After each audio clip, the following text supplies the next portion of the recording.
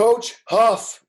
How you doing, pal? What's a day in the life like of Coach Huff these days there in Redmond, Washington?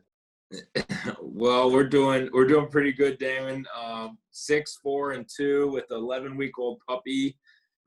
It's interesting at times, but we really can't complain. That's good. Hey, I imagine you've done quite a few of these Zoom calls. What's a Zoom call like with the sounds, the noises, all of it look like with an offensive line group? They've actually been pretty good. Those guys are way more tech savvy than I ever was, or I am. We figured out like some common courtesies with muting your mic and being somewhat clothed or appearance looking decent. So we're doing pretty good all in all. Well, the O-line guy, they're always the smartest guys on the team. They always figure it out and get it right. Doesn't surprise me. You're going to have a lot of new voices in that offensive line room this year. No Trey Adams, no Nick Harris, no Jared Hilbers. Who are some of these guys going to take that next step in that leadership role? Well, the two guys that certainly jump to mind first and foremost are Luke Wattenberg. He's our lone returning senior, and then Jackson Kirkland, certainly a guy that we're going to rely a bunch on in that leadership role. And then hopefully, develop some of these young guys into that role as well. Yeah. And maybe you don't want to go into, personnel and position play or whatever, but there have been some rumors of maybe Jackson Kirkland moving out to tackle, or I'm sure, obviously with no spring ball and maybe a modified training camp, who knows what you can do playing around with all this talent. But if you had a game tomorrow, kind of maybe talk about, some of the pieces, obviously Henry returning to, and some of these kids. Yeah, that's all good questions. The three guys that at least, I guess there's more than three that have played a lot would be Jackson Kirkland, would be Luke Wattenberg, Henry Bonnevall, who has played a decent amount for us. Mateo Mele's played a couple games last year. There's good competition all over the place, to be completely honest with you, and not having a spring ball, like every team, we're going to have to figure that out early in fall camp.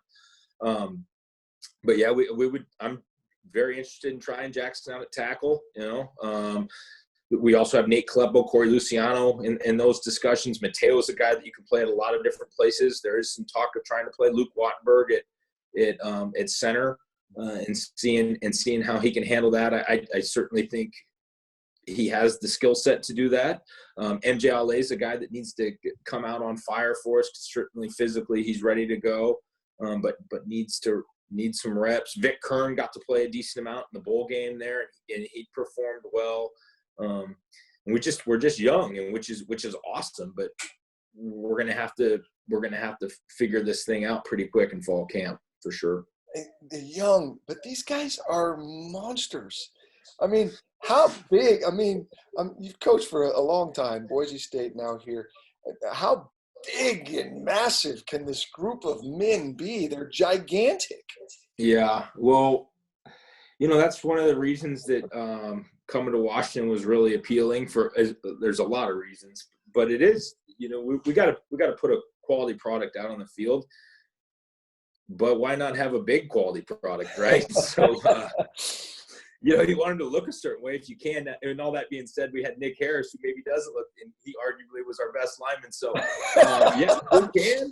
Big guys wear little guys out fast. And so we'd like to have big guys, and these guys are big, but they still got to be able to move at the end of the day. It's still about being, athletic enough to stick on guys and to get to the second level. And, so we do want them to look big, but they still got to be able to function for us.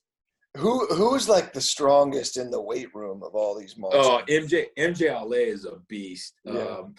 Guys would be the young guy that's done a really nice job there they've all done a good job.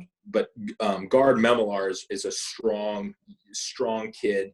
But MJ Ale, I'm thinking, just off of pure power, he's kind of in his own category there. Yeah. So we've kind of heard about this pro style scheme coming in with John Donovan. How much different in your opinion is the offensive line, the run game in particular? Are we going to see more zone schemes, more man power schemes? What's best for this room of talent that you have? That's a great question. We've run in the past here. We've ran all those schemes. It's more how you're going to present it to the defense. I think Coach Donovan and I share very similar opinions in like kind of smash mouth football. Coach Lake obviously is very much into that. But we, to say, hey, we're going to run more inside zone versus outside zone versus gap scheme, you don't totally know that until you kind of assemble this group, our running backs, our tight ends, our receivers, and just, kind of see where the whole thing's going to go. But I believe at the end of the day, it is going to be a downhill running attack. Love it. Okay, so you got an incredible. No one's recruited better. You and Jimmy, really, the last couple of years. If you listen to the critics and the ratings and the stars and all that stuff. But you got an incredible group of freshmen coming in, and obviously we'll know more about them in 2 or 3 years.